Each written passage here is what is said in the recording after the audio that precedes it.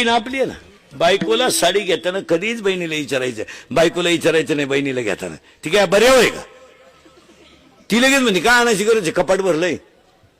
मग त्याला आयडिया सांगून ठेवतो तुम्हाला, तुम्ही इंदुरीकर मंत्र पाळायचा. आमचे मंत्र लय खास, वहीन त्रास पण गुण हमखास.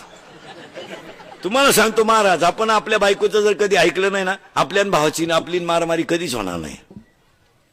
आयडिया सांगून ठेवतो, आपल्या भावाची ना आपली मारामारी जर कधी होऊन द्यायची नसेल ना, बायकोला दुखवायचं नाही, भावाला दुखवायचं नाही. बायकोचं नुसतं ऐकत राहायचं, खरंय खरंय तू म्हणते ते खरंय. काय अभ्यास आहे तुझा?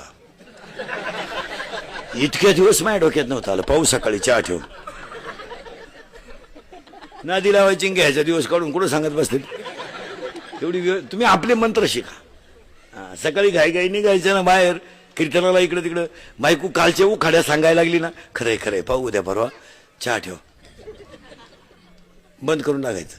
हा, आणि बहिणीला साडी आणायची असेल ना, 1500ची आणायची, 500ची चिठ्ठी चिटकायची.